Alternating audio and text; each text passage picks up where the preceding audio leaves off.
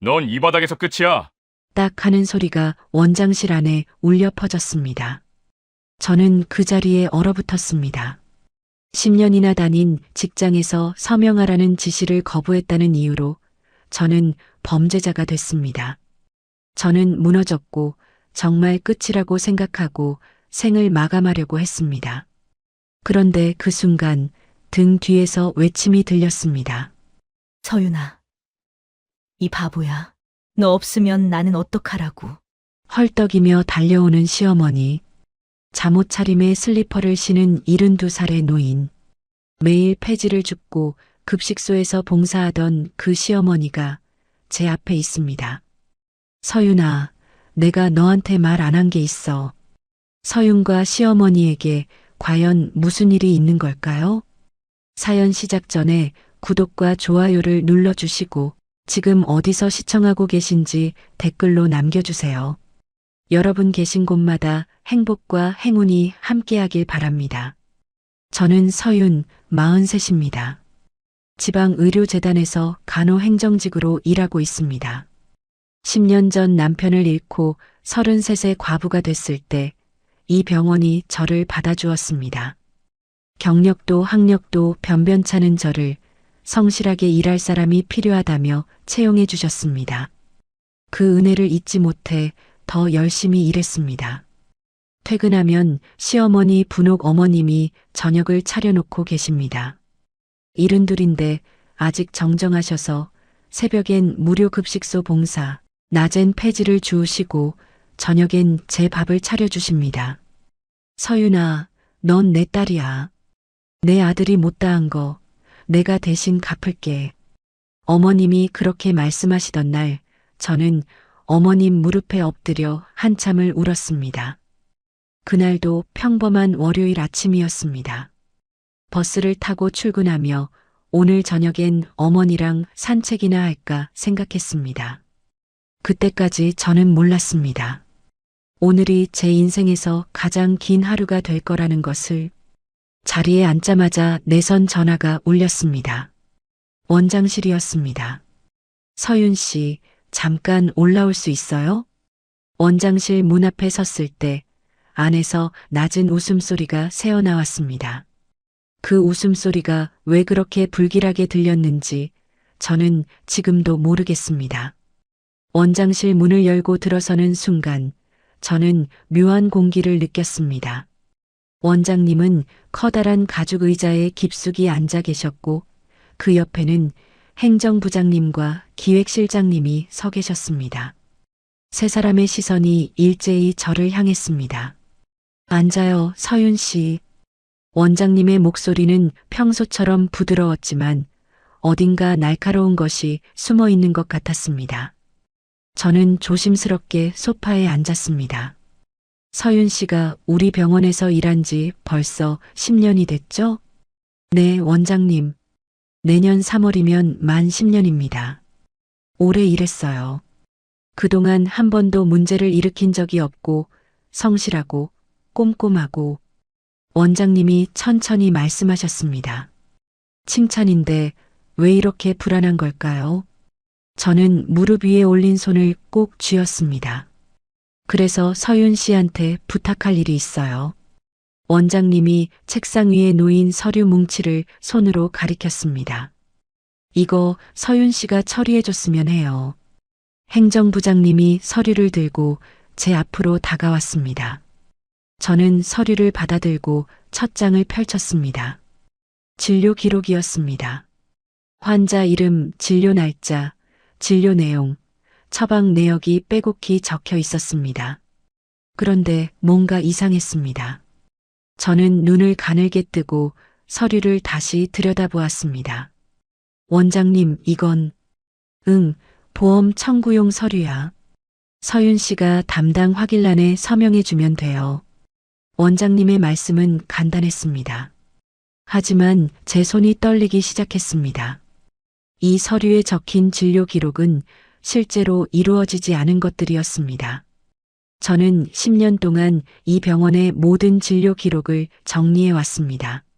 어떤 환자가 언제 왔는지, 무슨 검사를 받았는지, 어떤 약을 처방받았는지 저는 전부 알고 있습니다. 그런데 이 서류에 적힌 환자들 중 절반은 제가 본 적도 없는 이름이었고 나머지 절반은 실제 진료 내용과 전혀 다른 내용이 적혀 있었습니다.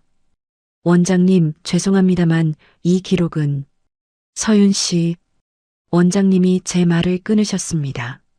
그 목소리에서 처음으로 날카로운 것이 드러났습니다. 그냥 서명만 하면 돼요. 어렵지 않아요. 저는 서류를 든 채 굳어버렸습니다. 이건 허위 진료 기록입니다. 보험 사기입니다. 제가 여기에 서명을 하면 저는 공범이 되는 겁니다. 원장님, 저는 서윤 씨 10년 동안 고마웠어요. 그 고마움 이 정도로 갚아줄 수 있잖아요. 원장님이 미소를 지으셨습니다. 그 미소가 저는 무서웠습니다. 곁에 서 있던 행정부장님이 한 발짝 다가왔습니다. 서윤 씨, 어렵게 생각하지 마세요. 다른 직원들도 다 해왔던 거예요. 서윤 씨만 안 한 거지. 그 말에 저는 숨이 막히는 것 같았습니다. 다른 직원들도 다 해왔다고요? 그럼 이 병원은 지금까지 계속 이런 일을 해왔던 건가요? 서윤 씨가 서명 안 하면 다른 사람한테 시킬 수도 있어요. 근데 그러면 서윤 씨 입장이 좀 곤란해지겠죠. 기획실장님이 팔짱을 낀 채 말했습니다. 그 말투에는 협박이 섞여 있었습니다. 저는 서류를 내려다보았습니다. 손이 떨려서 종이가 바스락거렸습니다. 머릿속이 하얘졌습니다. 10년입니다. 10년 동안 성실하게 일했습니다. 새벽같이 출근하고 야근도 마다하지 않고 단 한 번도 불평 없이 일했습니다. 그 10년이 이 순간 이 서류 한 장 때문에 무너질 수도 있다는 걸 저는 알았습니다. 시간 드릴게요, 서윤 씨. 내일까지 결정해요.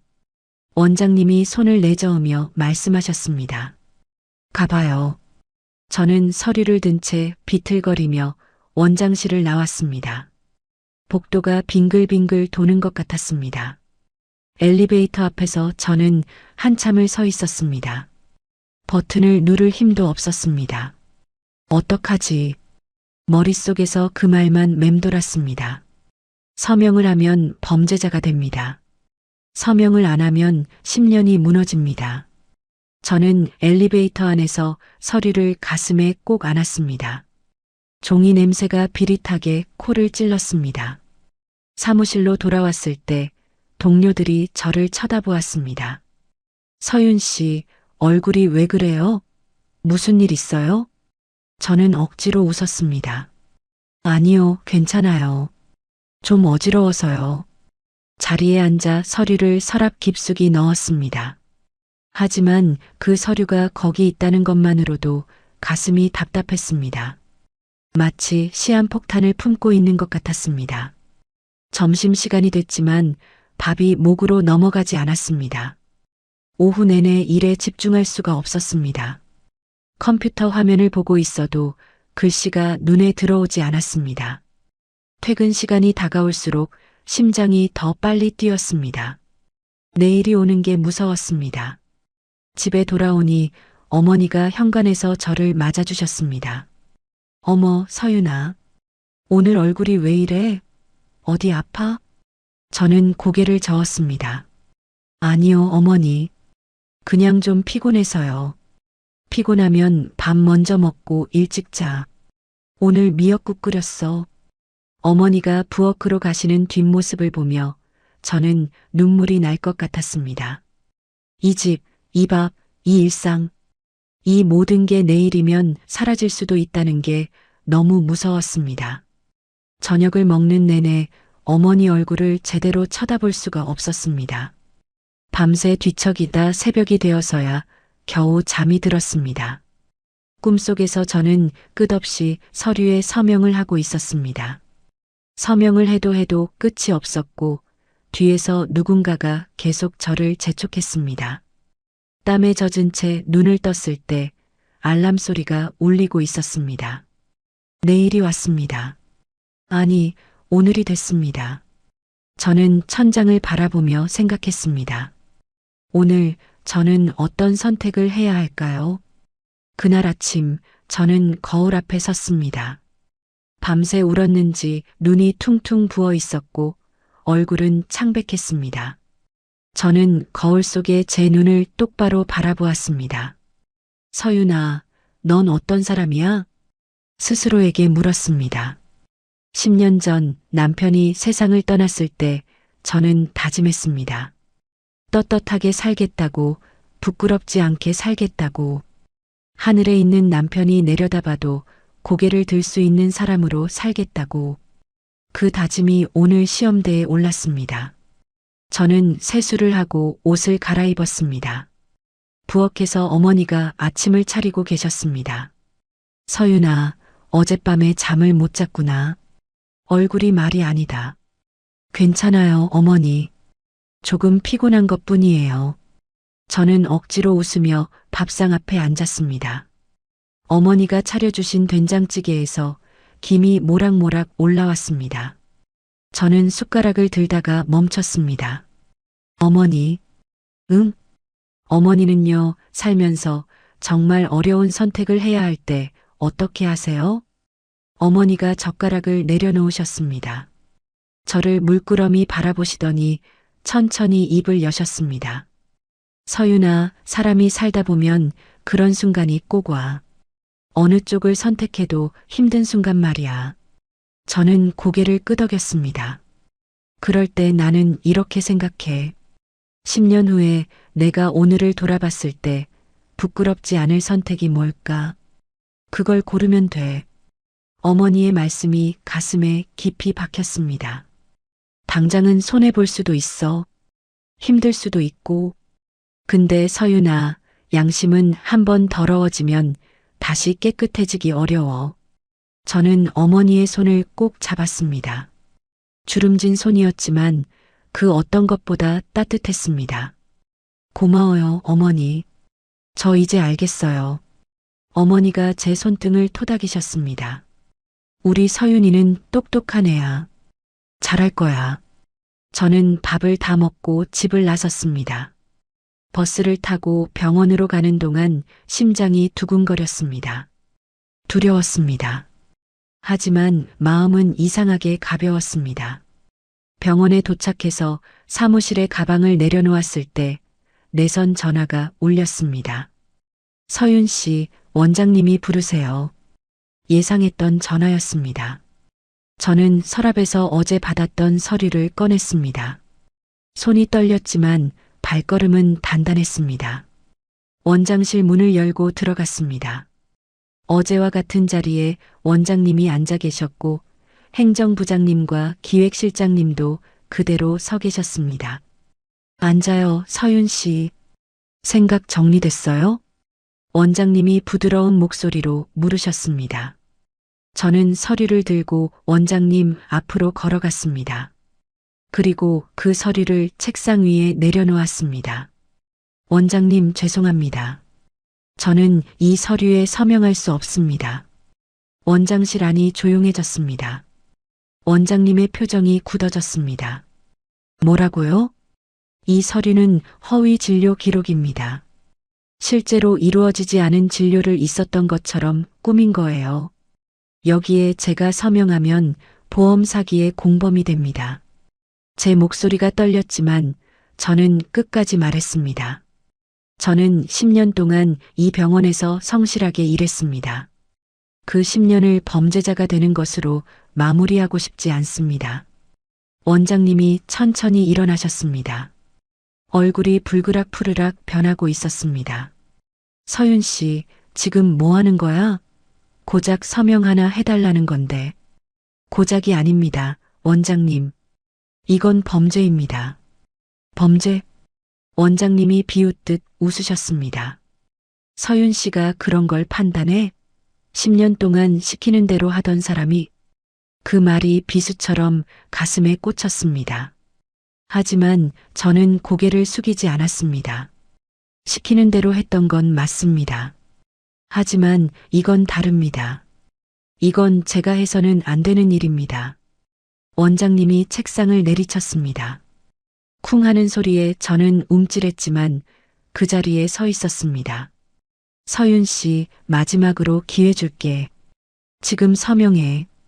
그러면 아무 일도 없었던 걸로 할게. 저는 고개를 저었습니다. 죄송합니다. 할 수 없습니다. 원장님의 눈이 차갑게 변했습니다. 그 눈빛을 보는 순간 저는 알았습니다. 이제 돌아갈 수 없다는 것을. 좋아, 서윤 씨. 그렇게 나오고 싶으면 그렇게 해. 원장님이 행정부장님을 향해 고개를 끄덕이셨습니다. 행정부장님이 한 발짝 앞으로 나왔습니다. 서윤 씨, 지금부터 근무 정지야. 사물함 정리하고 나가. 저는 가슴이 철렁 내려앉았습니다. 예상했던 일이었지만 막상 들으니 다리에 힘이 풀렸습니다. 사유가 뭡니까? 사유, 업무 태만, 상사 지시 불이행, 조직 질서문란. 뭐 이런 거 있잖아. 행정부장님이 비웃듯 말했습니다.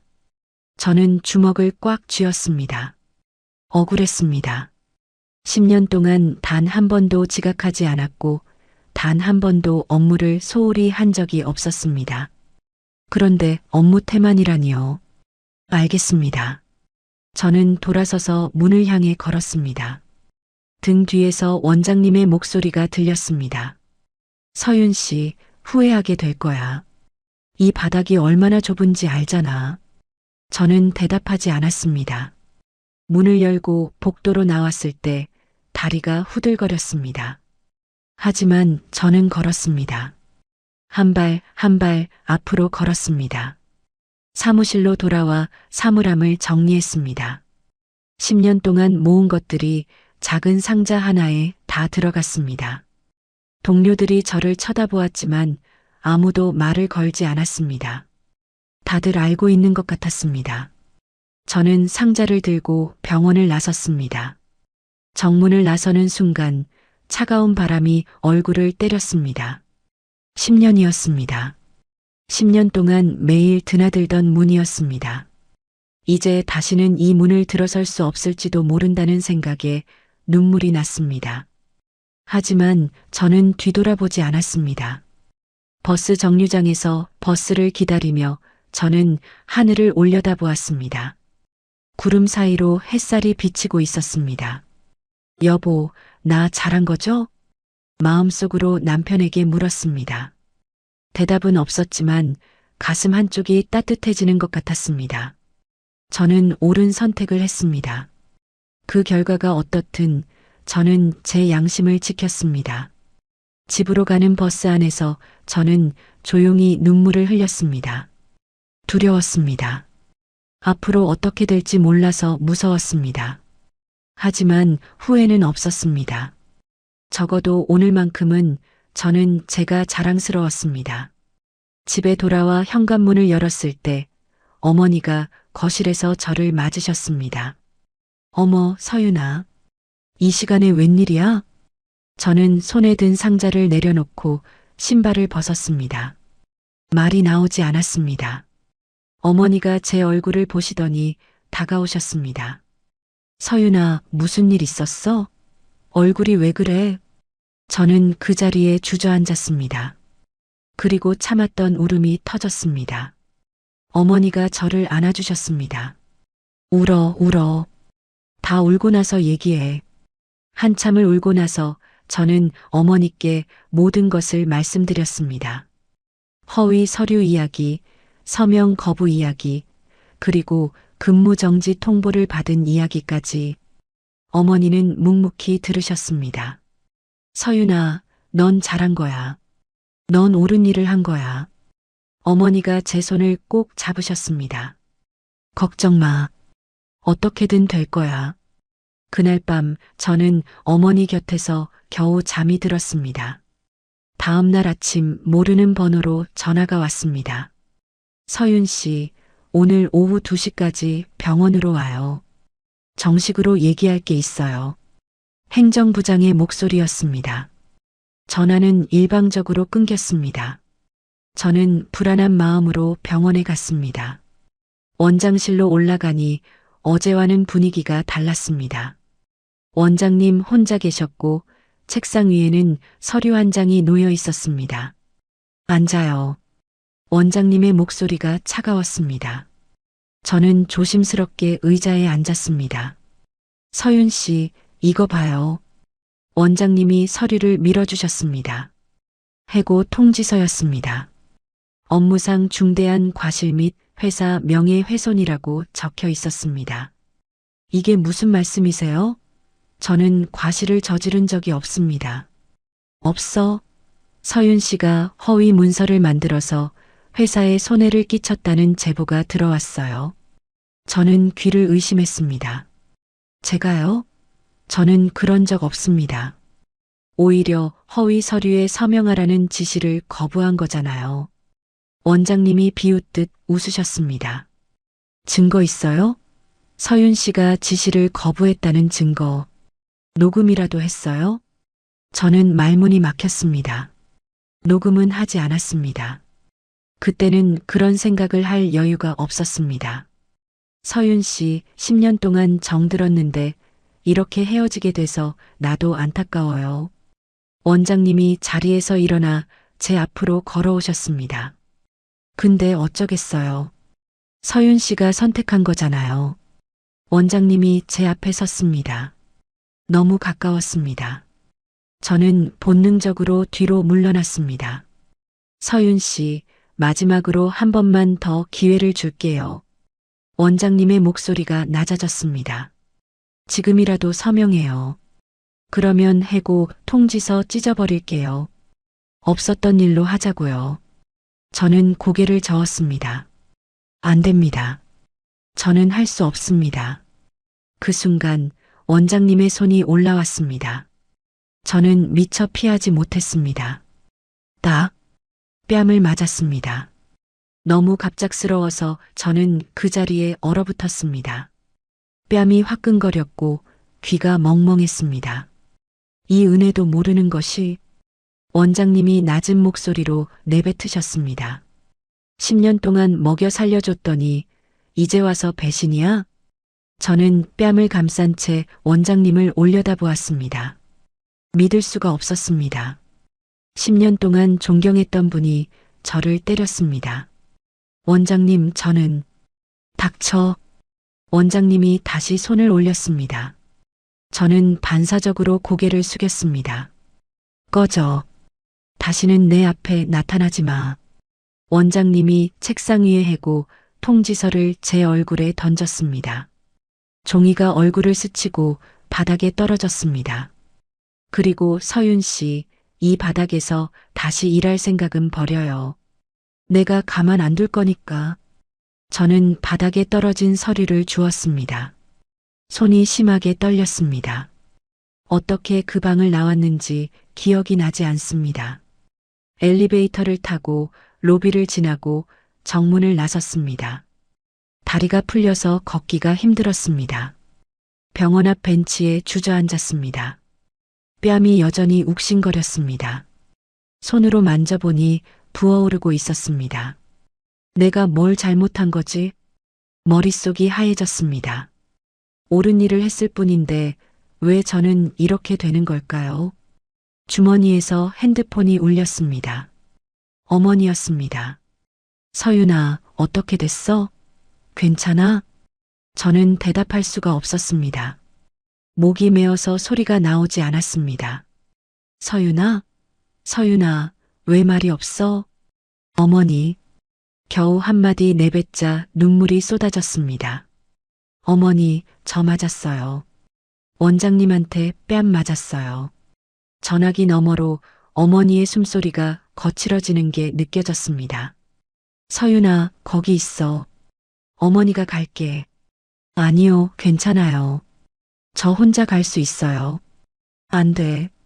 움직이지 마. 어머니가 갈 테니까. 전화가 끊겼습니다. 저는 벤치에 앉아 어머니를 기다렸습니다. 지나가는 사람들이 저를 쳐다보았습니다. 부은 뺨에 눈물 범벅이 된 얼굴을 보면서 다들 무슨 일인가 싶었겠지요.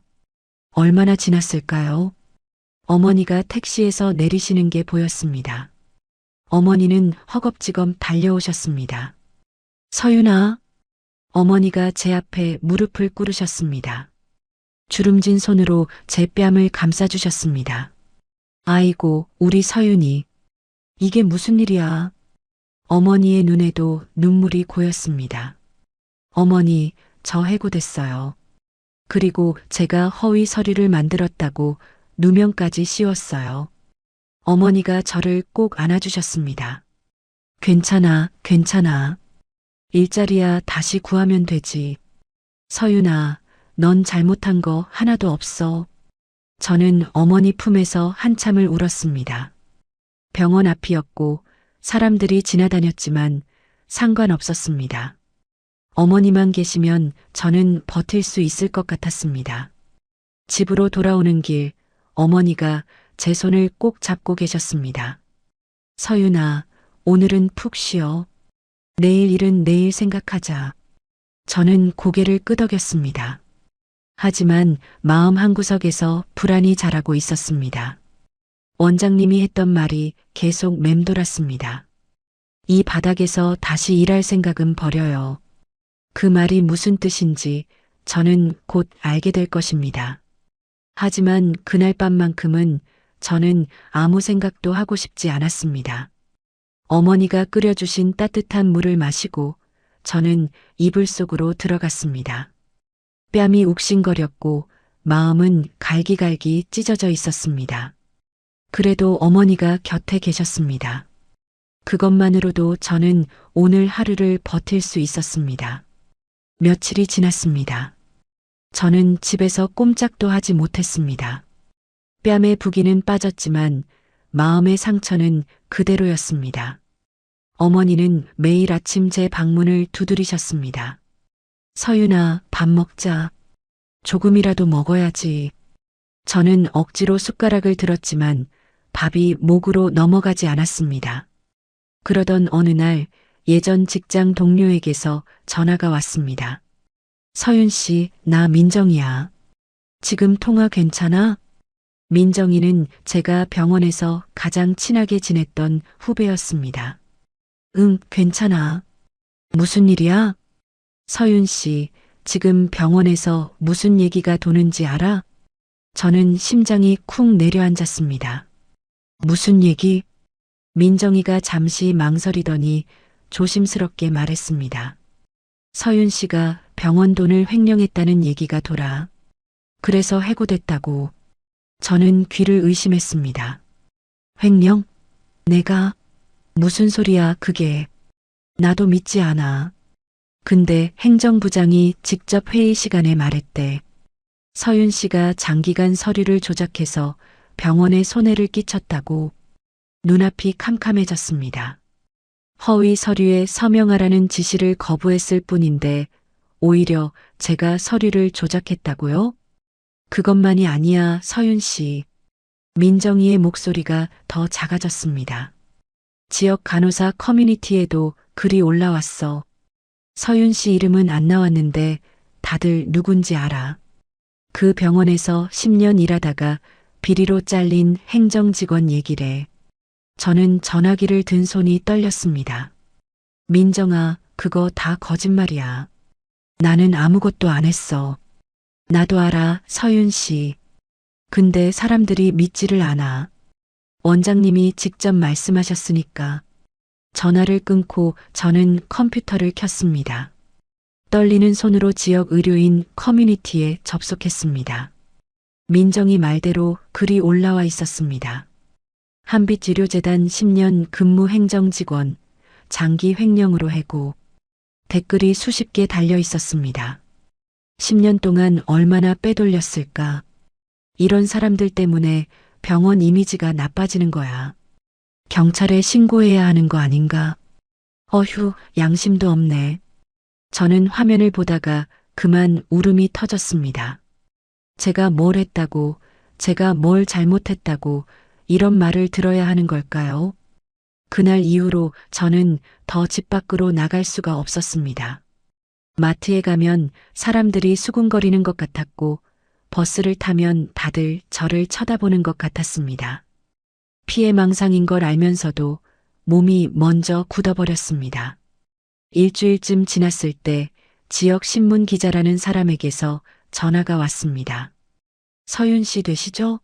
한빛의료재단 횡령 건으로 취재 중인데 인터뷰 가능하실까요? 저는 소스라치게 놀랐습니다. 저는 횡령한 적 없습니다. 그건 사실이 아니에요. 아, 그래요? 근데 병원 측에서는 증거가 있다고 하던데요. 혹시 반박할 자료 있으세요? 저는 말문이 막혔습니다. 증거라니요? 무슨 증거요? 없는 일을 어떻게 증명하라는 건가요? 취재 협조해 주시면 양측 입장 다 실을게요. 저는 할 말이 없습니다. 전화를 끊고 저는 바닥에 주저앉았습니다. 이게 무슨 일인가요? 저는 그냥 양심을 지키려고 했을 뿐인데 왜 저는 범죄자가 되어 있는 건가요?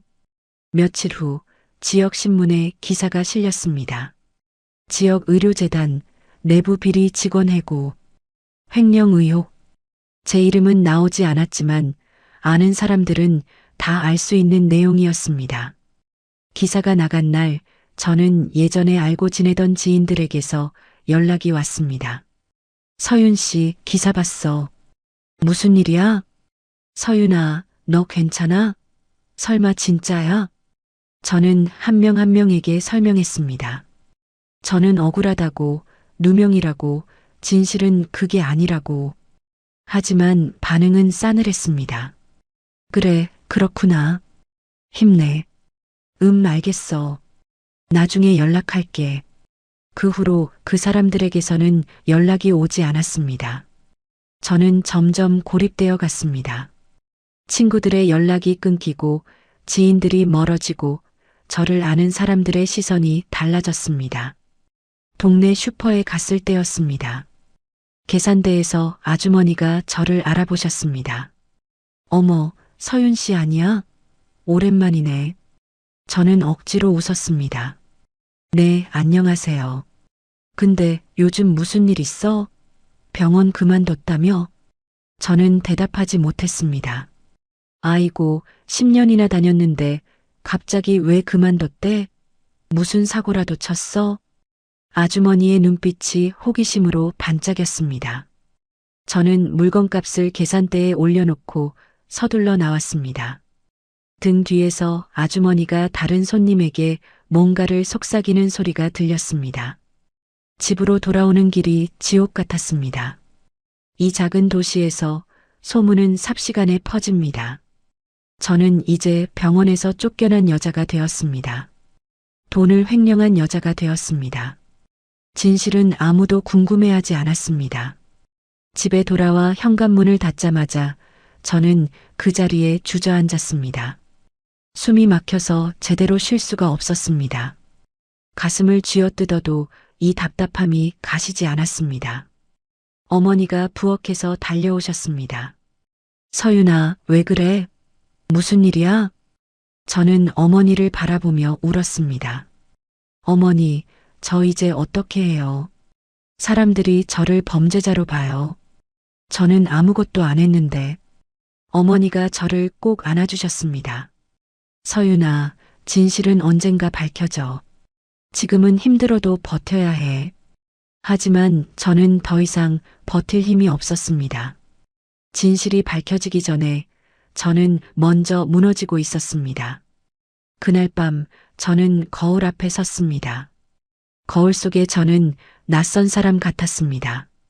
푹 꺼진 눈, 헬쑥한 볼, 생기 없는 얼굴. 이게 나야? 10년 동안 열심히 살았습니다. 성실하게, 정직하게, 떳떳하게 살았습니다. 그런데 왜 이렇게 됐을까요?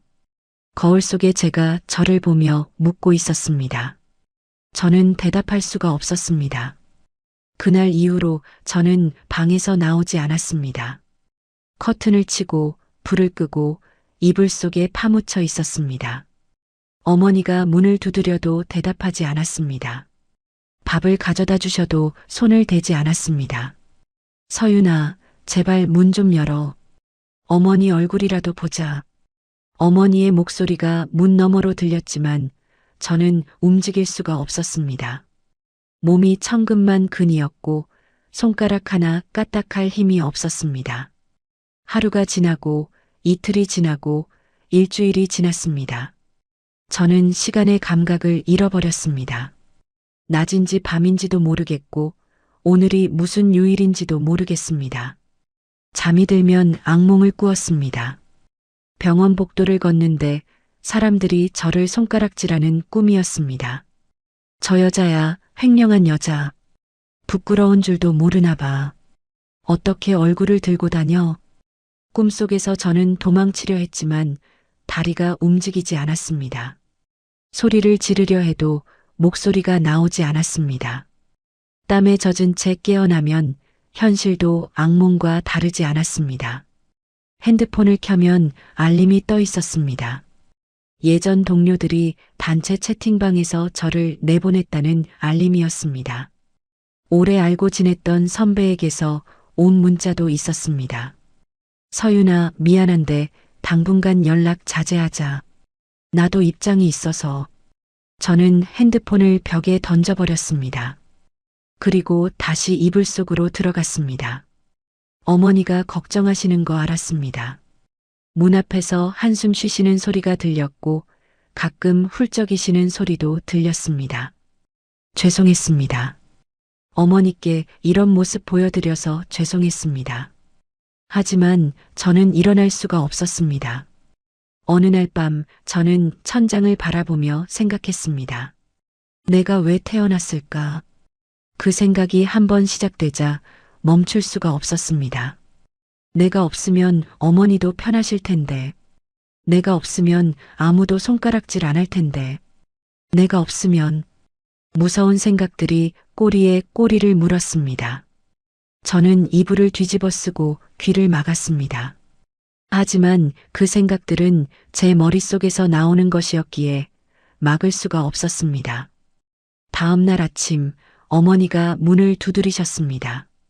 서윤아, 어머니 들어간다. 문이 열리고 어머니가 들어오셨습니다. 저는 이불 속에 웅크리고 있었습니다. 어머니가 제 곁에 앉으셨습니다. 이불을 살짝 들추시더니 제 얼굴을 들여다보셨습니다. 서윤아. 어머니의 목소리가 떨렸습니다. 우리 서윤이 많이 힘들지? 저는 대답하지 않았습니다. 대답할 힘도 없었습니다. 어머니가 제 머리카락을 쓸어주셨습니다. 서윤아, 어머니가 미안해. 어머니가 힘이 되어줘야 하는데 아무것도 못해줘서 미안해. 그 말에 눈물이 흘렀습니다. 저도 모르게 눈물이 볼을 타고 흘러내렸습니다. 어머니 잘못 아니에요. 겨우 그 말을 내뱉었습니다. 제가 잘못한 거예요. 제가 바보같이. 아니야. 어머니가 단호하게 말씀하셨습니다. 넌 잘못한 거 하나도 없어. 잘못한 건 그 나쁜 놈들이야. 어머니가 저를 일으켜 안아주셨습니다. 얼마 만에 느끼는 사람의 온기인지 모르겠습니다. 저는 어머니 품에서 한참을 울었습니다. 어머니, 저 무서워요. 앞으로 어떻게 살아야 할지 모르겠어요. 괜찮아, 서윤아. 어머니가 있잖아. 어머니가 곁에 있을게. 어머니의 말씀에 저는 더 크게 울었습니다. 하지만 그날 밤 저는 다시 어둠 속으로 빠져들었습니다. 어머니가 주무신 후 저는 혼자 거실에 앉아 있었습니다. 창밖으로 달빛이 비치고 있었습니다. 저 달은 아무것도 모르겠지. 내가 얼마나 힘든지, 내가 얼마나 무너졌는지. 부엌 서랍이 눈에 들어왔습니다. 그 안에 칼이 있다는 걸 알고 있었습니다. 저는 천천히 일어나 부엌으로 걸어갔습니다. 서랍을 열었습니다. 차가운 금속이 달빛에 반짝였습니다. 손을 뻗었습니다. 그때 뒤에서 소리가 들렸습니다. 서윤아. 어머니의 목소리였습니다. 저는 화들짝 놀라 뒤를 돌아보았습니다. 어머니가 거실에 서 계셨습니다. 잠옷 차림에 흐트러진 머리카락, 그리고 눈물이 가득 고인 눈, 서윤아, 뭐 하는 거야? 어머니의 목소리가 떨렸습니다. 저는 아무 말도 할 수 없었습니다. 어머니가 천천히 다가오셨습니다. 그리고 제 손을 잡으셨습니다. 서윤아, 이리 와. 어머니한테 와. 어머니가 저를 끌어안으셨습니다. 바보 같은 것, 이런 바보 같은 것. 어머니가 제 등을 토닥이며 울으셨습니다. 너 없으면 어머니는 어떡해? 너 없으면 어머니는 뭘 하고 살아? 저도 울었습니다. 부엌 바닥에 주저앉아 어머니와 함께 울었습니다. 어머니, 죄송해요. 죄송해요. 됐어, 됐어. 사과하지 마. 어머니가 제 얼굴을 두 손으로 감싸셨습니다. 눈물 범벅이 된 제 얼굴을 똑바로 바라보셨습니다. 서윤아, 어머니 말 잘 들어. 아무리 힘들어도, 아무리 세상이 널 버려도 어머니는 내 편이야. 알았지? 저는 고개를 끄덕였습니다. 그러니까 버텨. 어머니랑 같이 버텨. 응? 그날 밤 저는 어머니 방에서 잤습니다. 어머니가 제 손을 꼭 잡고 주무셨습니다. 마치 제가 어디론가 사라질까봐 붙잡고 계신 것 같았습니다. 저는 어머니의 손을 느끼며 눈을 감았습니다. 아직 앞이 보이지 않았습니다. 아직 어떻게 해야 할지 모르겠습니다. 하지만 오늘 밤만큼은 어머니 곁에서 버텨보기로 했습니다. 내일은 또 어떤 일이 있을지 모르지만 적어도 오늘은 살아있기로 했습니다. 어머니의 따뜻한 손을 느끼며 저는 그렇게 생각했습니다. 그날 밤 이후로 저는 조금씩 방 밖으로 나오기 시작했습니다. 어머니가 차려주시는 밥을 억지로라도 먹었고 해가 뜨면 커튼을 열었습니다. 여전히 힘들었지만 어머니와의 약속을 지키고 싶었습니다. 버텨보겠다고, 같이 버텨보겠다고 한 그 약속을. 어머니는 여전히 새벽마다 집을 나가셨습니다. 무료 급식소 봉사를 가신다고 하셨습니다. 저는 그 뒷모습을 보며 생각했습니다. 72의 나이에 새벽마다 일어나 남을 돕는 어머니. 저보다 훨씬 힘든 삶을 사셨을 텐데 어머니는 어떻게 저렇게 단단하실까? 어느 날 아침 저는 어머니보다 일찍 일어났습니다. 잠이 오지 않아서 거실에 나와 앉아 있었는데 어머니가 외출 준비를 하고 계셨습니다. 어머니, 오늘도 급식소 가세요? 응, 오늘은 좀 바쁜 날이라서 일찍 가야 해. 어머니가 낡은 외투를 입으셨습니다. 저는 문득 어머니의 모습이 눈에 들어왔습니다. 해진 외투, 달아빠진 운동화, 그리고 손때 묻은 가방. 어머니는 늘 저렇게 검소하게 사셨습니다. 어머니, 새 외투 사드릴게요. 그거 너무 낡았어요. 아이고, 이게 편해서 그래.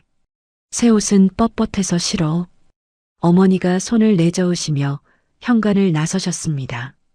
저는 창문으로 어머니가 걸어가시는 모습을 지켜보았습니다.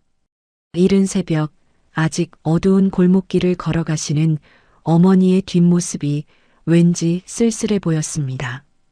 그날 저녁 어머니가 돌아오셨을 때 저는 저녁 준비를 해놓고 있었습니다. 어머, 서윤아. 내가 밥을 했어? 네, 어머니. 오늘은 제가 할게요. 어머니가 환하게 웃으셨습니다. 우리 서윤이 많이 좋아졌네. 저녁을 먹으며 저는 어머니께 여쭤보았습니다. 어머니, 급식소에서는 무슨 일 하세요? 응, 뭐 별거 없어.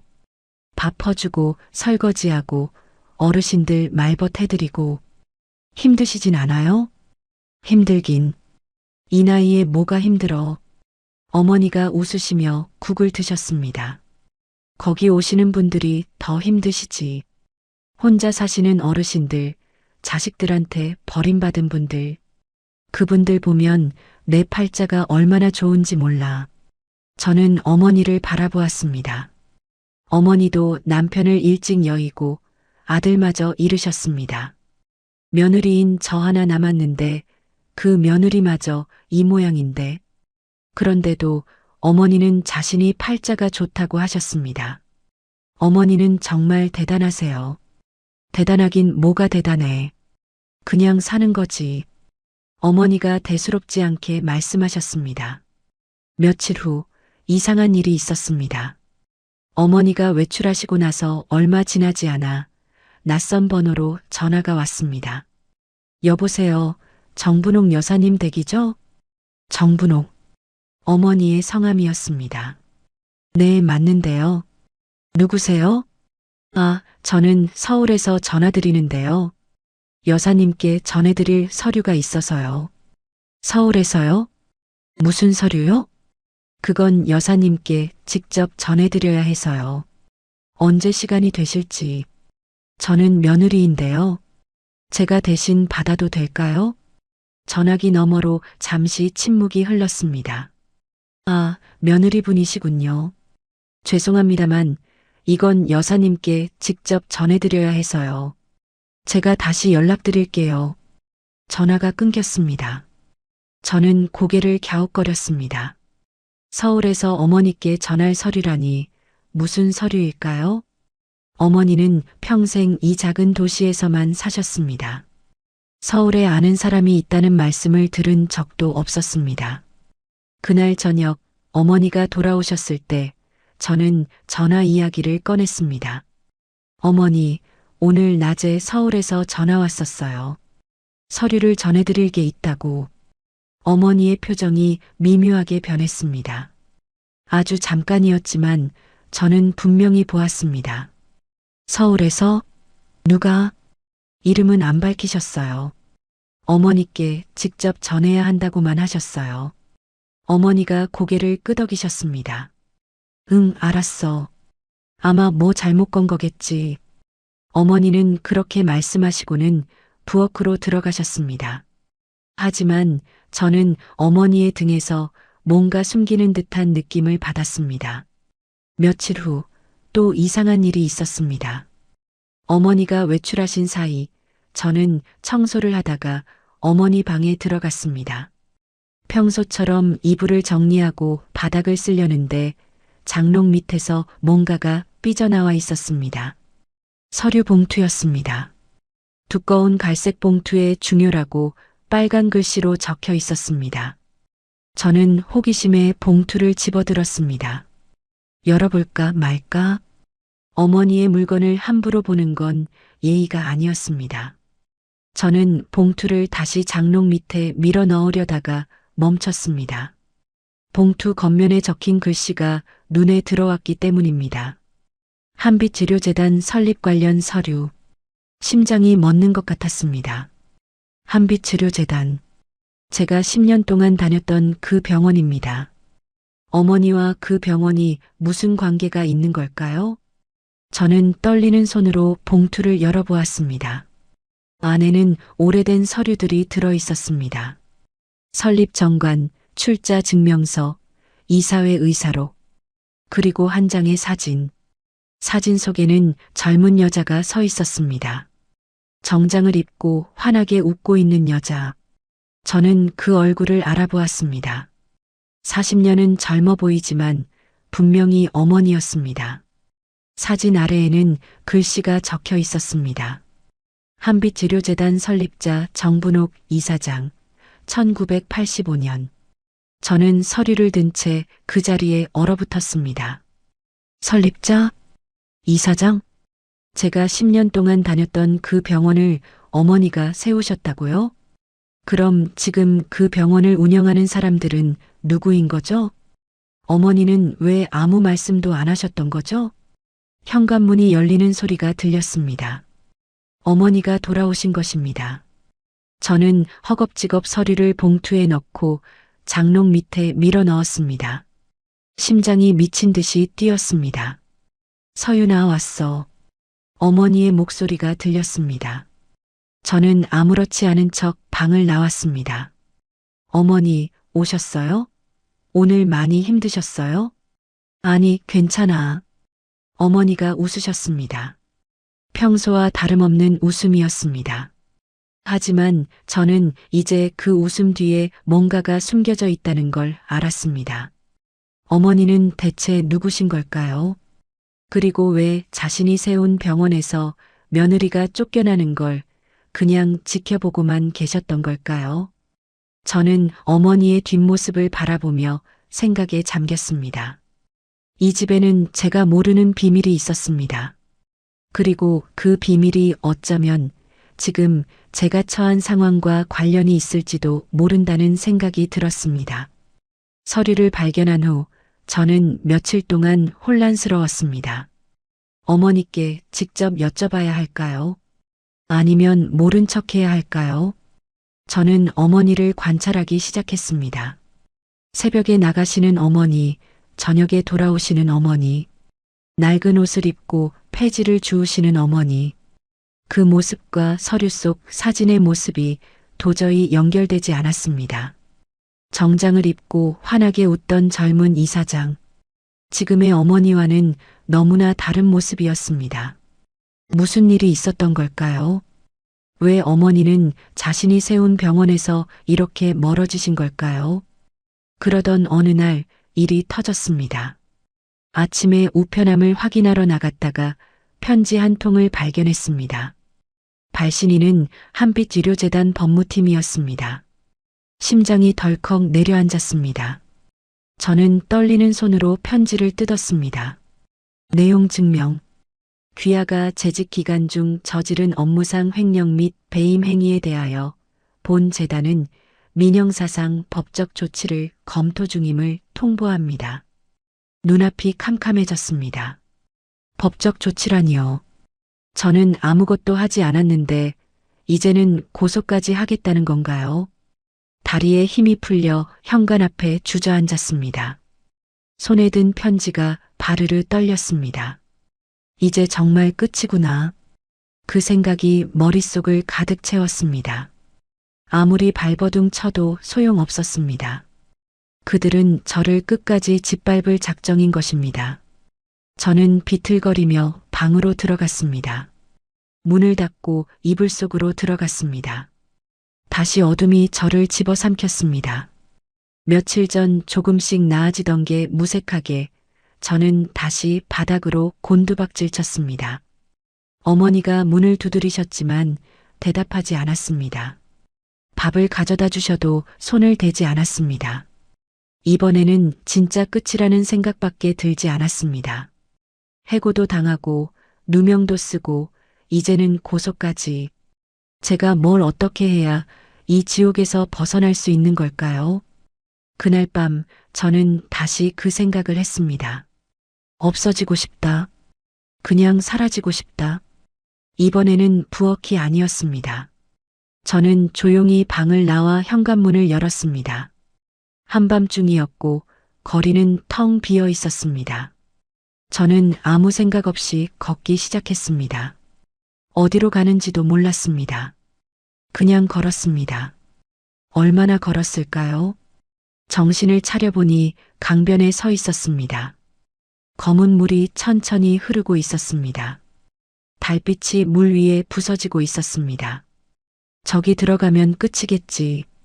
그 생각이 들자 발이 저절로 움직였습니다.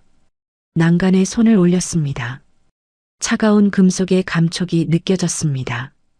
미안해, 어머니. 저는 더 이상 버틸 수가 없어요. 마음속으로 작별 인사를 했습니다. 그때였습니다. 서윤아. 등 뒤에서 외침이 들렸습니다. 저는 깜짝 놀라 뒤를 돌아보았습니다. 어머니가 달려오고 계셨습니다. 잠옷 차림에 슬리퍼를 신고 헐떡이며 뛰어오고 계셨습니다. 서윤아, 거기서 뭐해? 어머니가 저를 향해 달려오셨습니다. 저는 난간에서 손을 뗄 수가 없었습니다. 어머니, 왜 여기? 바보야, 이 바보야. 어머니가 제 앞에 도착하셨습니다. 숨을 헐떡이시면서 눈에는 눈물이 가득 고여 있었습니다. 내가 없어지면 어머니는 어떡하라고. 어머니가 제 팔을 잡으셨습니다. 주름진 손이 제 팔을 꽉 움켜쥐었습니다. 놔주세요, 어머니. 저는 이제 끝이에요. 고소까지 당하게 생겼어요. 저는 범죄자가 되는 거예요. 아니야. 어머니가 소리치셨습니다. 평소에 어머니답지 않은 날카로운 목소리였습니다. 넌 범죄자가 안 돼. 내가 안 그렇게 만들어. 저는 어머니를 바라보았습니다. 어머니가 어떻게요? 어머니는 아무 힘도 없잖아요.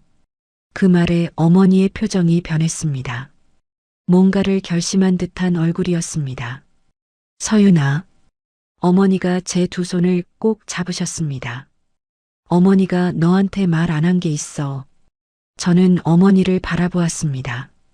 심장이 쿵쿵 뛰었습니다.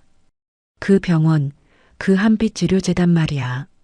어머니가 천천히 말씀하셨습니다. 그거 어머니가 세운 거야. 강바람이 불어왔습니다. 차가운 바람이 제 얼굴을 스쳤습니다. 저는 이미 알고 있었습니다. 서류를 봤으니까요. 하지만 어머니 입에서 직접 듣는 것은 달랐습니다. 40년 전에 어머니가 그 병원을 만들었어. 이 지역에 제대로 된 병원이 없어서 사람들이 아파도 서울까지 가야 했거든. 어머니의 눈이 먼 곳을 바라보셨습니다. 근데 중간에 일이 꼬였어. 어머니를 믿었던 사람들한테 배신당했고 병원을 빼앗겼어. 어머니. 그래서 어머니는 스스로 사라진 거야. 그 사람들 눈에 안 띄게 조용히 살려고. 어머니가 제 손을 더 꽉 쥐셨습니다. 근데 서윤아, 어머니가 다 잃은 건 아니야. 어머니한테는 아직 남은 게 있어. 저는 어머니를 바라보았습니다. 무슨 말씀이세요? 그건 나중에 얘기해 줄게. 지금은 일단 집에 가자. 어머니가 제 팔을 잡아 끌었습니다. 저는 어머니를 따라 난간에서 물러났습니다. 집으로 돌아오는 길, 어머니는 제 손을 놓지 않으셨습니다. 아무 말씀도 안 하셨지만 그 손의 온기가 저를 붙잡고 있었습니다. 집에 도착해서 어머니가 따뜻한 물을 끓여주셨습니다. 저는 물을 마시며 어머니를 바라보았습니다. 어머니, 정말 그 병원을 세우셨어요? 응. 그럼 지금 그 병원을 운영하는 사람들은요? 어머니의 눈이 차갑게 빛났습니다. 평소에는 볼 수 없었던 눈빛이었습니다. 그 사람들은 어머니를 배신한 사람들이야. 어머니 등에 칼을 꽂은 사람들. 저는 숨을 삼켰습니다. 그리고 서윤아. 어머니가 저를 똑바로 바라보셨습니다. 그 사람들이 너한테 한 짓, 어머니가 절대 그냥 안 넘어가.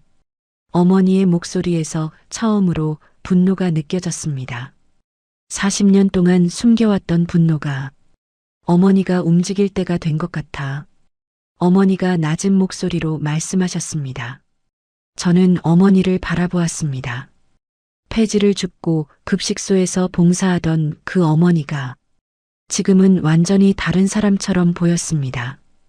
그날 밤 저는 어머니 곁에서 잠이 들었습니다.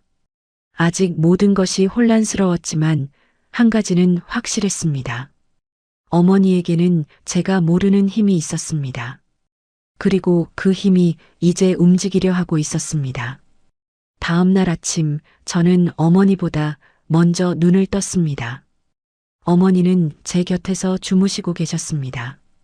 주름진 얼굴이 평화로워 보였지만 어젯밤의 그 눈빛이 아직도 제 머릿속에 남아 있었습니다. 40년 동안 숨겨온 분노, 배신당한 자의 상처. 저는 조용히 일어나 부엌으로 갔습니다. 물을 한 잔 마시며 창밖을 바라보았습니다. 어젯밤 제가 서 있던 강이 저 멀리 보였습니다. 내가 정말 거기까지 갔었구나. 생각하니 온몸에 소름이 돋았습니다.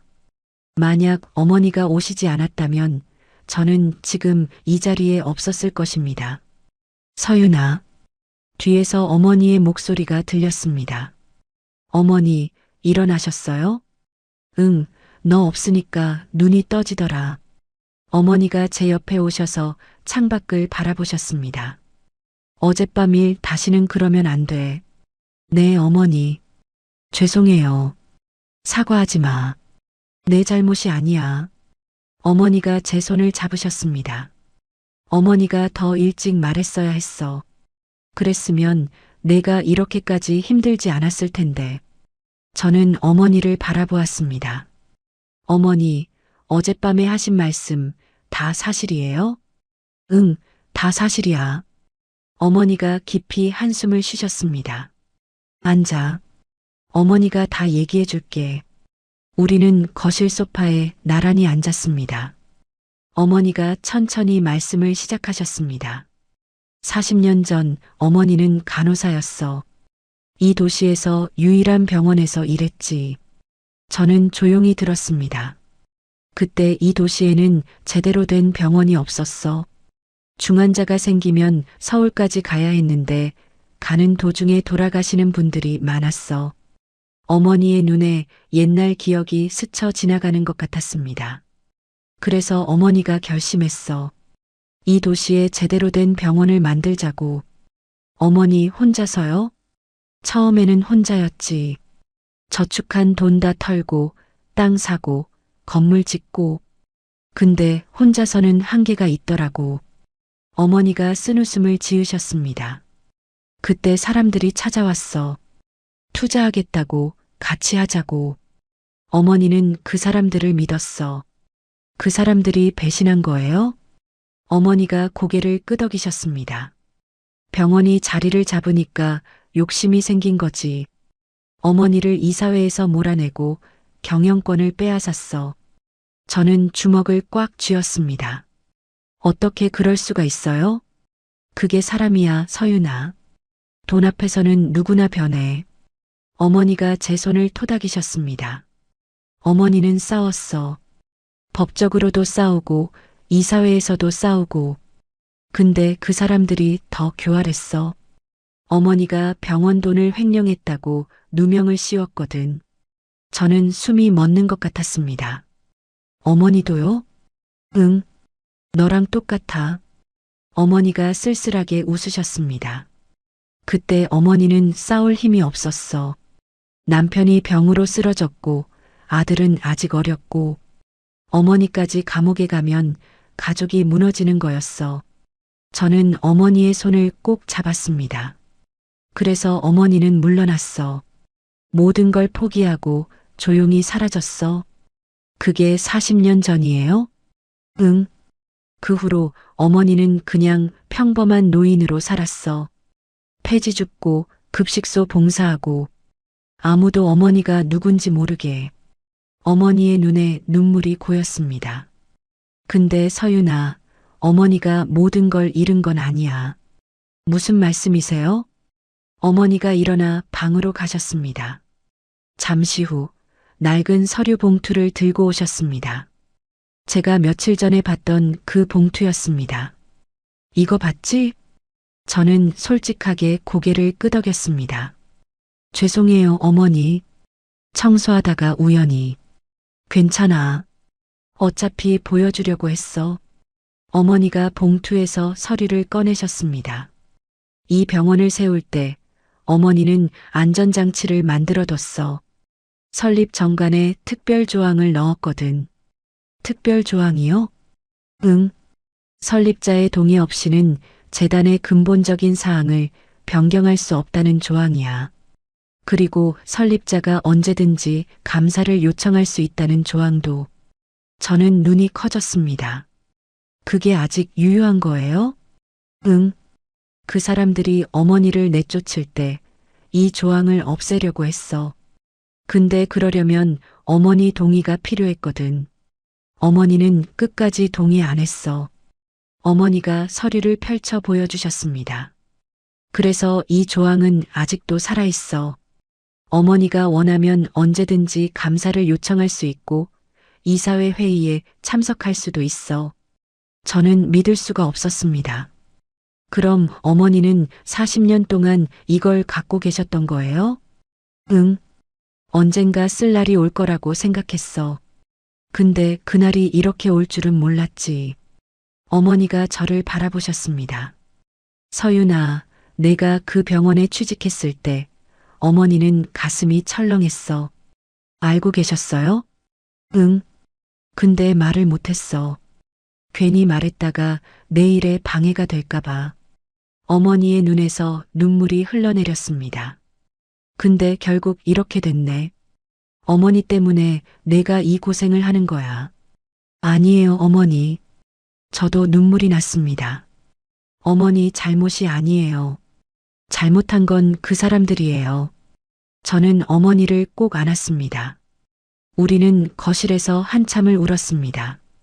40년의 한과 몇 달간의 고통이 눈물이 되어 쏟아졌습니다. 한참을 울고 나서 어머니가 말씀하셨습니다. 서윤아, 이제 어머니가 움직일 거야.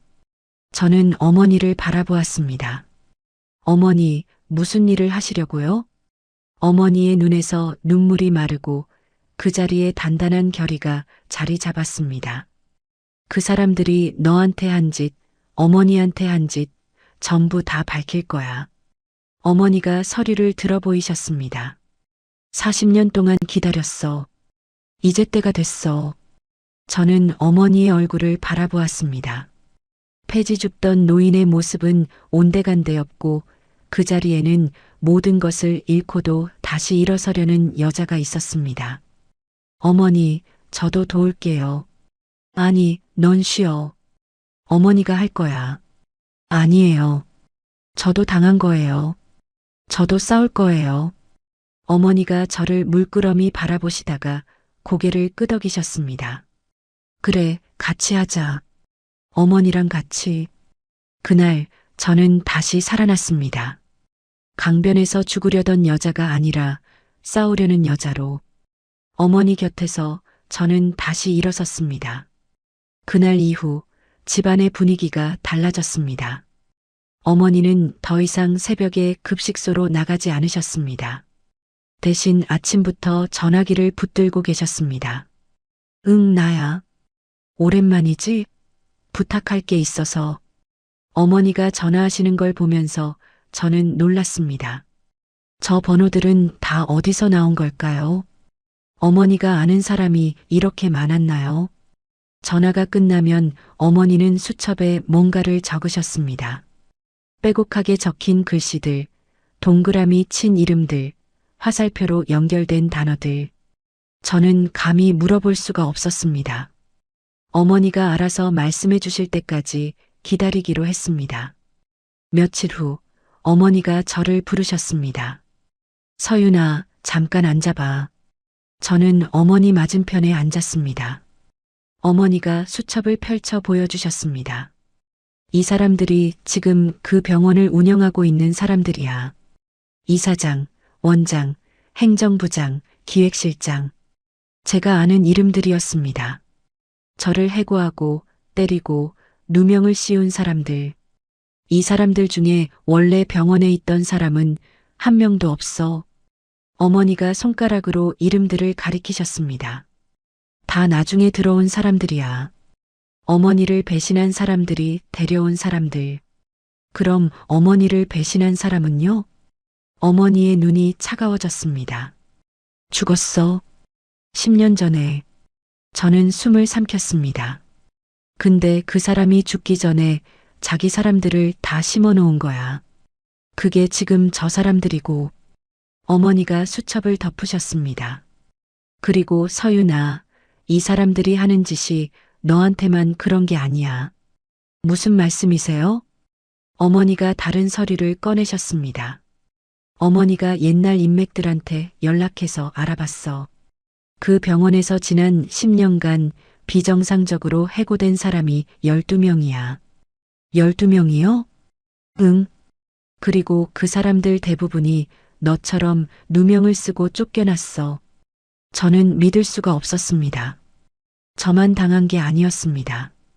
왜 그런 거예요? 왜 사람들을 쫓아내는 거예요? 입막음이지. 어머니가 낮은 목소리로 말씀하셨습니다. 그 사람들이 하는 짓을 알게 된 사람들, 불편한 사람들을 하나씩 정리한 거야. 저는 소름이 돋았습니다. 제가 다녔던 병원이 그런 곳이었다니. 어머니, 그럼 저도 그런 거예요? 제가 허위 서류를 거부해서? 응. 넌 그 사람들한테 위험한 사람이 된 거야. 그래서 빨리 없애려고 한 거지. 어머니가 제 손을 잡으셨습니다. 근데 서윤아, 그 사람들이 실수한 게 있어. 뭔데요? 어머니가 희미하게 웃으셨습니다. 내가 어머니 며느리인 걸 몰랐지. 그 말에 저도 모르게 웃음이 나왔습니다. 처음으로 정말 오랜만에 웃었습니다. 어머니, 그래서 어떻게 하실 건데요? 어머니가 자리에서 일어나셨습니다. 내일 손님이 와. 손님이요? 응. 어머니 옛날 친구야. 지금은 서울에서 변호사 하고 있어. 저는 눈이 커졌습니다. 변호사요? 응. 의료 전문 변호사. 이런 일 전문으로 하는 사람이야. 어머니가 창밖을 바라보셨습니다. 그리고 서윤아, 또 올 사람이 있어. 누구요? 옛날에 어머니랑 같이 병원을 만들었던 사람. 그 사람도 어머니처럼 쫓겨났는데 지금은 보건복지부에서 일해. 저는 입이 벌어졌습니다. 보건복지부요? 응. 의료기관 감사하는 부서. 어머니가 돌아서서 저를 바라보셨습니다. 서윤아, 40년 동안 어머니가 가만히 있었던 게 아니야. 어머니는 준비하고 있었어. 저는 어머니를 새로운 눈으로 바라보았습니다. 폐지를 줍고 급식소에서 봉사하면서 어머니는 40년 동안 인맥을 유지하고 계셨던 것입니다. 언젠가 올 이날을 위해. 어머니, 정말 대단하세요. 대단하긴. 그냥 포기를 안 한 거지. 어머니가 부엌으로 가시며 말씀하셨습니다. 내일 손님들 올 테니까 집 좀 치우자. 그리고 서윤아. 네, 어머니. 어머니가 저를 돌아보셨습니다. 내가 병원에서 일하면서 본 거, 들은 거, 기억나는 거 다 적어놔. 알겠어요. 아무리 사소한 것도 괜찮아. 다 도움이 될 수 있으니까. 그날 밤 저는 책상에 앉아 10년간의 기억을 떠올렸습니다. 이상하다고 느꼈던 순간들, 찜찜했던 일들, 그냥 넘어갔던 것들. 적다 보니 생각보다 많았습니다. 환자 기록이 갑자기 수정됐던 일, 보험 청구 금액이 이상하게 높았던 일, 갑자기 사라진 동료들. 그때는 그냥 지나쳤지만 지금 보니 모든 게 연결되어 있었습니다. 새벽까지 적고 나니 노트 10장이 넘었습니다. 저는 그 노트를 가슴에 안고 잠이 들었습니다. 내일이면 변호사가 옵니다. 내일이면 싸움이 시작됩니다. 무섭기도 했지만 이상하게 마음이 편했습니다. 이제 혼자가 아니라는 것, 어머니가 곁에 있다는 것, 그것만으로도 저는 버틸 수 있을 것 같았습니다. 창밖으로 동이 트기 시작했습니다. 새로운 하루가 밝아오고 있었습니다. 그리고 그 하루는 모든 것이 달라지는 시작이 될 것입니다. 다음 날 오후 약속대로 손님들이 오셨습니다. 먼저 도착한 분은 서울에서 오신 변호사님이셨습니다. 50대 중반쯤 되어 보이는 여자분이셨는데 첫인상부터 날카로워 보였습니다. 분옥 언니, 오랜만이야. 현수가 어서 와. 멀리서 오느라 고생했어. 어머니와 변호사님이 반갑게 인사를 나누셨습니다. 저는 얼떨떨한 채로 차를 내왔습니다. 이쪽이 며느리 서윤 씨구나. 변호사님이 저를 바라보셨습니다.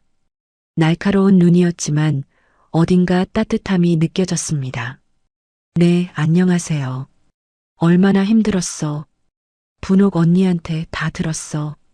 변호사님이 제 손을 잡으셨습니다. 이제 우리가 도와줄 테니까 걱정 마. 잠시 후 또 다른 손님이 도착하셨습니다. 60대 초반의 남자분이셨는데 점잖은 인상이셨습니다. 분옥 씨, 정말 오랜만이요. 재호 씨, 와줘서 고마워요. 어머니가 환하게 웃으셨습니다. 이분이 보건복지부에서 일하신다는 그분인 것 같았습니다. 4명이 거실에 둘러앉았습니다. 어머니가 먼저 입을 여셨습니다. 오늘 이렇게 모인 건 다 알지? 그 병원 때문이야. 변호사님과 재호 씨가 고개를 끄덕이셨습니다. 40년 전에 우리가 당한 거, 이제는 갚아야 할 때가 됐어. 어머니가 테이블 위에 서류들을 펼치셨습니다. 설립 정관, 출자 증명서, 이사회 의사록, 그리고 제가 어젯밤 적어 놓은 노트까지. 현수가, 이거 먼저 봐줘. 변호사님이 서류들을 하나하나 살펴보셨습니다. 한참을 읽으시더니 고개를 들었습니다. 분옥 언니, 이거 아직 유효해. 설립자 권한 조항, 살아있어. 그렇지? 응. 이 조항에 따르면 언니는 언제든지 재단 감사를 요청할 수 있어. 그리고 이사회 참석권도 있고. 재호 씨가 끼어드셨습니다. 분옥 씨, 만약 감사 요청이 들어오면 보건복지부에서도 움직일 수 있어. 의료기관 정기 감사에 포함시킬 수 있어요. 저는 가슴이 두근거렸습니다. 정말 가능한 건가요? 정말 그 사람들을 잡을 수 있는 건가요? 그리고 서윤 씨, 변호사님이 저를 바라보셨습니다. 이 노트 아주 잘 적었어요. 이거 증거로 쓸 수 있어요. 정말요? 응. 여기 적힌 내용들, 패턴이 보여요. 조직적으로 서류를 조작하고 문제 제기하는 직원들을 해고하는 패턴. 변호사님이 노트를 넘기며 말씀하셨습니다. 특히 여기 환자 기록 수정건. 이거 의료법 위반이에요. 그리고 보험 청구권. 이건 사기죄에 해당할 수 있어요. 저는 숨을 크게 들이쉬었습니다. 제가 적은 것들이 진짜 증거가 될 수 있다니. 근데 문제가 있어요. 변호사님이 표정을 굳히셨습니다. 서윤 씨 기억만으로는 부족해요. 실제 서류가 필요해요. 서류요? 응. 조작된 진료 기록, 허위 보험 청구 내역, 이런 것들. 원본이 있어야 해요. 저는 고개를 떨궜습니다.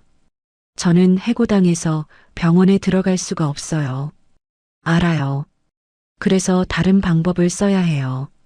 변호사님이 어머니를 바라보셨습니다. 분옥 언니 설립자 권한으로 감사 요청하면 서류 열람이 가능해요. 그렇지. 어머니가 고개를 끄덕이셨습니다. 근데 그 사람들이 순순히 서류를 내놓을까?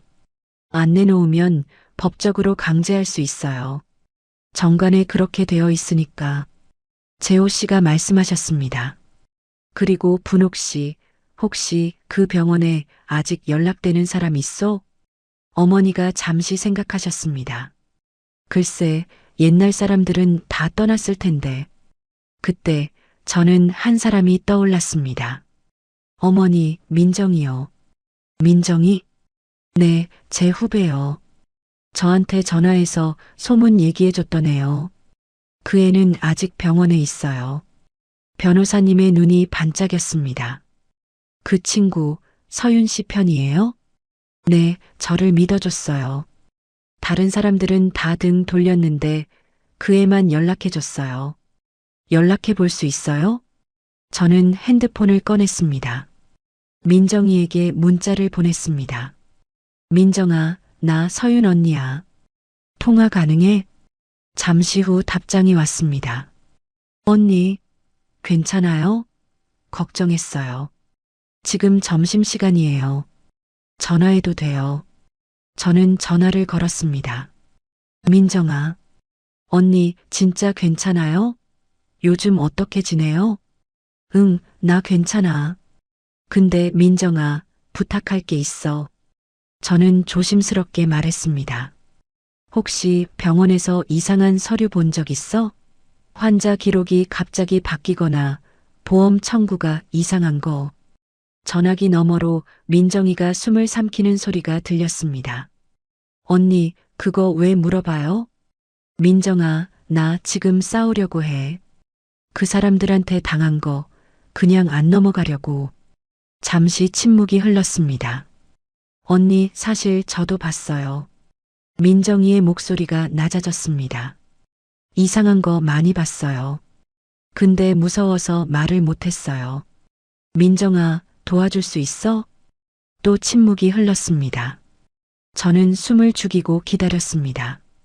언니, 저도 도와줄게요. 민정이의 목소리에 결의가 담겨 있었습니다. 저도 그 사람들 하는 짓 보면서 참을 수가 없었어요. 근데 혼자서는 무서웠어요. 고마워, 민정아. 정말 고마워. 전화를 끊고 저는 모두를 바라보았습니다. 민정이가 돕겠대요. 안에서 자료를 빼낼 수 있을 것 같아요. 어머니가 제 손을 잡으셨습니다. 잘했어, 서윤아. 변호사님이 수첩을 꺼내셨습니다. 좋아요. 이제 계획을 세워봐요. 안팎에서 동시에 움직이는 거예요. 그날 오후 내내 우리는 계획을 세웠습니다.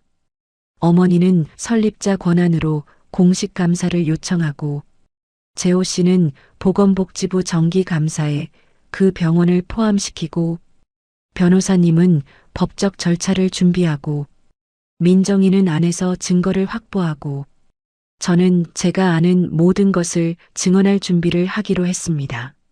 손님들이 돌아가시고 어머니와 둘이 남았습니다. 어머니, 정말 되는 걸까요? 될 거야. 어머니가 단호하게 말씀하셨습니다. 40년을 기다렸어. 이제 때가 됐어. 저는 어머니를 바라보았습니다. 그 눈에서 흔들림이 느껴지지 않았습니다. 어머니, 저도 끝까지 함께 할게요. 그래, 같이 하자. 어머니가 제 손을 꼭 잡으셨습니다. 그 손이 따뜻했습니다. 40년의 기다림과 며칠간의 절망 끝에 우리는 드디어 반격을 시작했습니다. 한 달이 지났습니다. 그 한 달 동안 많은 일이 있었습니다. 어머니는 설립자 권한으로 공식 감사를 요청하셨습니다. 병원 측에서는 처음에 무시했습니다. 정분호? 그게 누군데? 그들은 어머니를 기억하지 못했습니다. 아니, 기억하지 못하는 척했습니다. 하지만 변호사님이 내용 증명을 보내자 분위기가 달라졌습니다. 설립 정관에 명시된 설립자 권한 조항. 이를 무시하면 법적 책임을 물을 수 있다는 경고. 병원 측에서 급하게 연락이 왔습니다. 감사 요청건 협의하고 싶습니다. 하지만 어머니는 협의하지 않으셨습니다. 협의할 거 없어요. 정관대로 하면 돼요. 동시에 보건복지부에서도 움직였습니다. 재호 씨가 정기감사 대상에 한빛치료재단을 포함시킨 것입니다. 우연의 일치라고 했지만 병원 측에서는 불안해하기 시작했습니다. 그리고 민정이는 위험을 무릅쓰고 자료를 모았습니다. 야근하는 척하면서 서류를 복사하고 컴퓨터 파일을 USB에 담았습니다. 언니, 이거 보세요. 민정이가 가져온 자료는 충격적이었습니다. 지난 5년간의 허위 진료 기록, 실제로 이루어지지 않은 진료를 있었던 것처럼 꾸민 서류들, 보험회사에 청구한 금액만 수십억 원이었습니다. 이 정도면 사기죄로 기소 가능해요. 변호사님이 자료를 보며 말씀하셨습니다. 그리고 이건 조직적인 범죄예요. 원장 혼자 한 게 아니라 이사회 전체가 연루되어 있어요. 모든 준비가 끝났습니다. 그리고 드디어 그날이 왔습니다. 한빛치료재단 정기 이사회가 열리는 날. 어머니는 아침부터 정장을 꺼내 입으셨습니다. 장롱 깊숙이 넣어뒀던 40년 된 정장이었습니다. 어머니, 그 옷이? 응, 옛날에 이사장 할 때 입던 거야. 어머니가 거울을 보며 옷매무새를 다듬으셨습니다. 낡은 옷이었지만 어머니가 입으니 달라 보였습니다. 폐지 줍던 노인이 아니라 당당한 설립자의 모습이었습니다. 가자, 서윤아. 우리는 택시를 타고 병원으로 갔습니다. 제가 10년 동안 다녔던 그 병원, 해고당하고 쫓겨났던 그 병원. 정문 앞에 서니 다리가 떨렸습니다. 괜찮아, 서윤아. 어머니가 있잖아. 어머니가 제 손을 잡으셨습니다. 우리는 당당하게 정문을 통과했습니다. 로비에서 직원들이 우리를 알아보고 수군거렸습니다. 저 사람 서윤 씨 아니야? 옆에 누구야? 할머니? 저는 그들의 시선을 무시하고 걸었습니다. 엘리베이터를 타고 5층 회의실로 올라갔습니다. 회의실 문 앞에 경비원이 서 있었습니다. 여긴 관계자 외 출입 금지입니다. 저는 관계자예요. 어머니가 차분하게 말씀하셨습니다. 저는 이 재단의 설립자 정분옥입니다. 정관에 따라 이사회 참석권이 있어요. 경비원이 당황한 표정을 지었습니다. 잠시만요. 확인해 보겠습니다. 경비원이 무전기로 연락을 취했습니다. 잠시 후 회의실 문이 열렸습니다. 행정부장이 나왔습니다. 저를 해고하라고 통보했던 그 사람. 뭐야, 이게 무슨... 행정부장이 저를 보더니 얼굴이 굳어졌습니다. 서윤 씨? 당신이 왜 여기? 그때 행정부장의 시선이 어머니에게 갔습니다. 그리고 이분은 누구? 저는 정분옥입니다. 어머니가 또박또박 말씀하셨습니다. 이 병원을 세운 사람이에요. 40년 전에. 행정부장의 얼굴이 하얗게 질렸습니다. 설립자? 그게 무슨... 정관 15조 확인해 보세요. 설립자는 이사회 참석권이 있어요. 어머니가 행정부장을 지나쳐 회의실 안으로 들어가셨습니다. 저도 뒤를 따랐습니다. 회의실 안에는 이사들이 둘러앉아 있었습니다. 원장도 있었습니다. 제 뺨을 때렸던 그 원장. 원장이 저를 보더니 벌떡 일어났습니다. 이게 뭐야? 누가 이 여자를 들여보냈어? 제가 데려왔어요. 어머니가 차분하게 말씀하셨습니다. 그리고 저도 참석하러 왔고요. 원장이 어머니를 노려보았습니다. 당신이 뭔데 여기? 저는 정분옥입니다. 이 재단의 설립자예요. 회의실 안이 술렁였습니다. 이사들이 서로 얼굴을 쳐다보았습니다. 설립자? 설립자가 살아있었어? 그게 무슨 소리야? 어머니가 가방에서 서류를 꺼내셨습니다.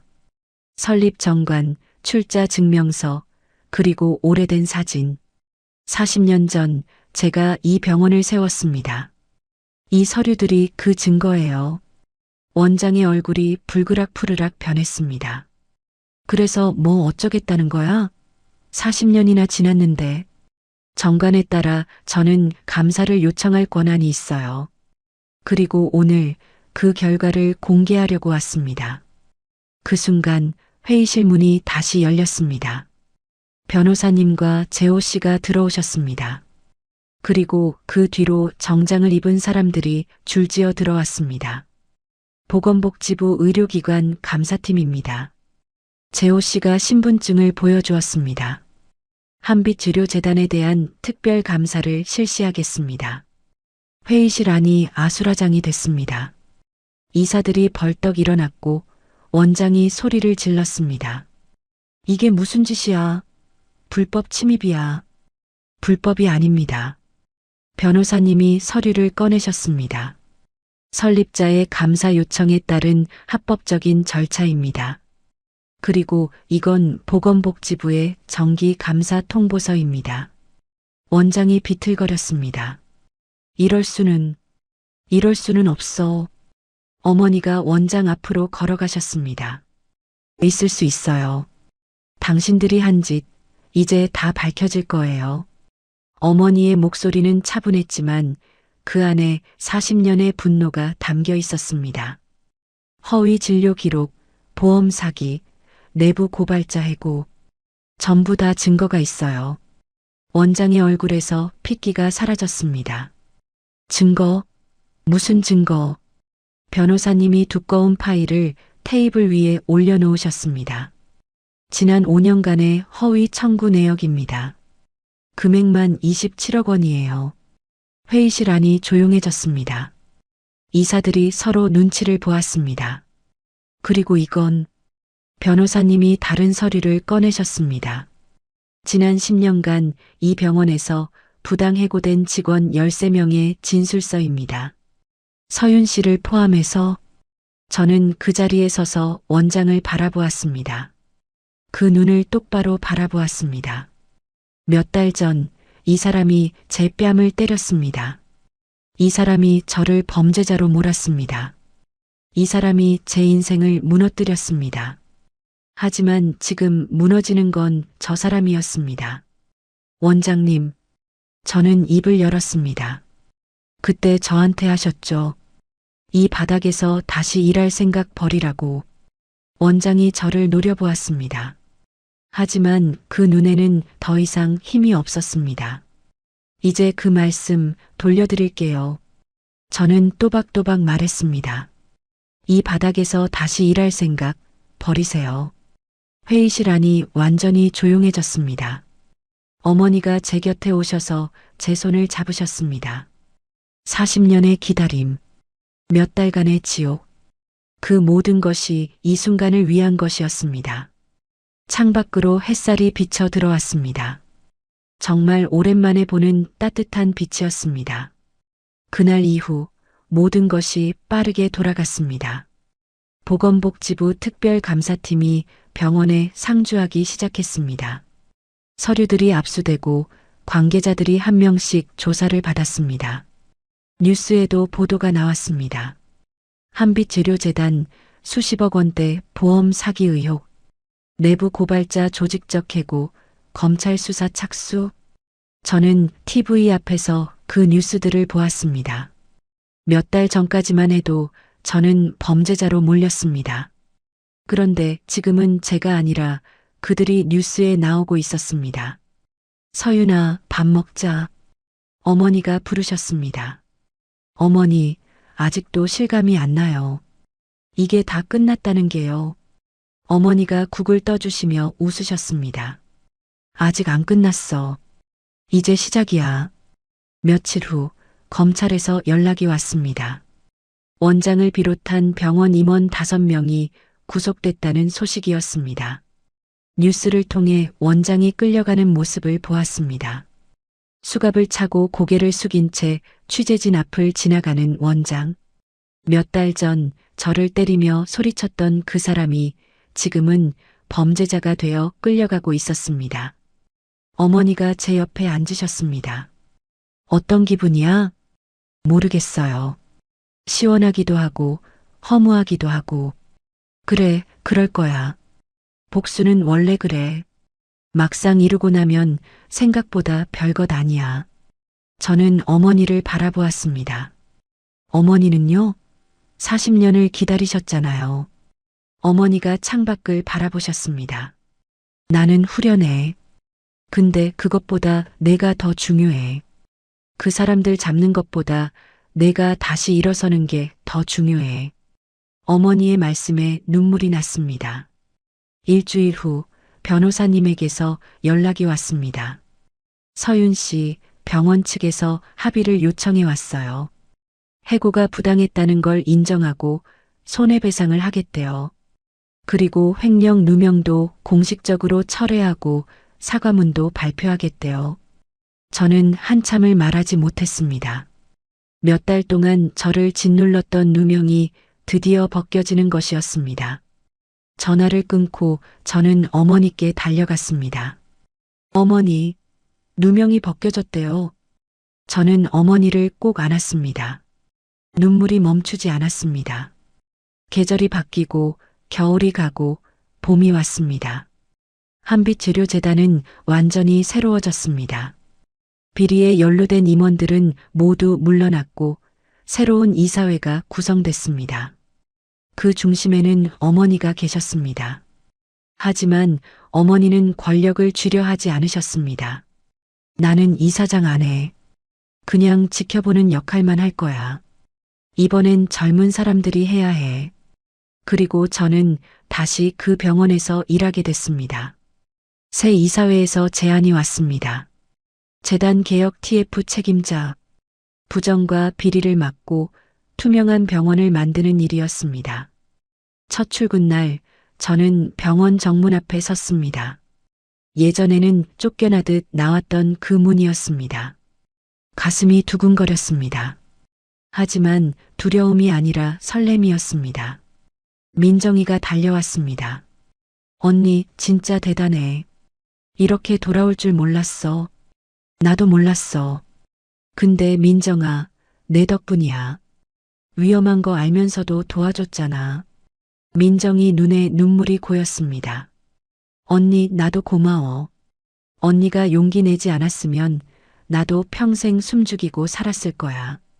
TF 책임자로서의 첫 회의. 저는 직원들 앞에 섰습니다. 저는 이 병원에서 10년을 일했습니다. 그리고 억울하게 쫓겨났습니다. 그 경험이 저를 무너뜨렸습니다.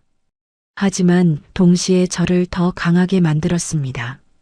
직원들이 저를 바라보았습니다. 이제 저는 이 병원을 바꾸고 싶습니다. 다시는 저 같은 사람이 나오지 않도록, 정직한 사람이 손해보지 않도록. 그날 밤 거울 앞에 섰습니다. 몇 달 전에는 푹 꺼진 눈, 생기 없는 얼굴이 보였습니다. 하지만 지금은 달랐습니다. 거울 속에는 당당한 눈빛의 여자가 서 있었습니다. 상처투성이지만 일어선 여자. 무너졌지만 다시 세워진 여자. 수고했어, 서윤아. 잘 버텼어. 1년이 지났습니다. 어느 일요일 저는 어머니와 함께 뒷산에 올랐습니다. 정상에 올라 벤치에 앉았습니다. 어머니, 1년 전 생각나요? 강변에서 어머니가 저를 데려오셨잖아요.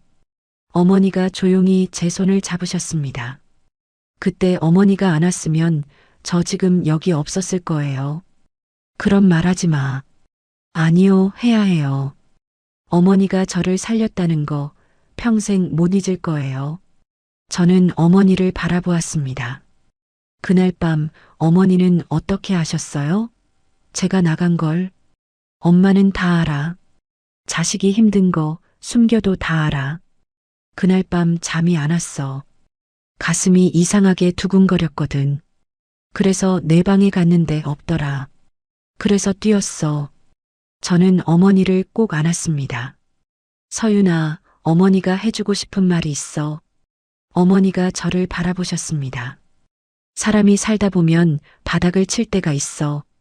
더 이상 내려갈 곳이 없다고 느껴지는 순간. 그때 기억해. 바닥을 쳤으면 이제 올라가기만 하면 돼. 어머니가 제 손을 꼭 잡으셨습니다. 그리고 혼자 올라가려고 하지 마. 손 내밀어. 누군가는 반드시 그 손을 잡아줄 거야. 저는 눈물이 났습니다. 어머니, 저도 그런 사람이 될게요. 누군가의 손을 잡아주는 사람. 그래, 그게 내 몫이야. 아픔은 나눠지면 반이 되고 기쁨은 나눠지면 배가 된대. 내 아픔을 나눠. 그러면 누군가는 덜 아플 거야. 어머니 사랑해요. 어머니가 환하게 웃으셨습니다. 나도 사랑해, 서윤아. 산 아래로 해가 지고 있었습니다. 노을이 하늘을 물들이고 있었습니다. 1년 전 저는 모든 것이 끝났다고 생각했습니다. 하지만 끝이 아니었습니다.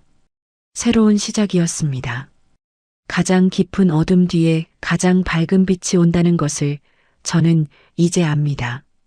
그리고 언젠가 어둠 속에 있을 누군가에게 저는 이 이야기를 들려줄 것입니다. 바닥을 쳤으면 이제 올라가기만 하면 된다고. 혼자가 아니다라고. 이것이 제 이야기입니다. 무너졌다가 다시 일어선 이야기. 그리고 저를 살려준 한 사람, 어머니에 대한 이야기. 오늘도 저는 살아 있습니다. 내일도 살아갈 것입니다. 저처럼 무너지는 누군가의 손을 잡아주면서 그렇게 살아갈 것입니다.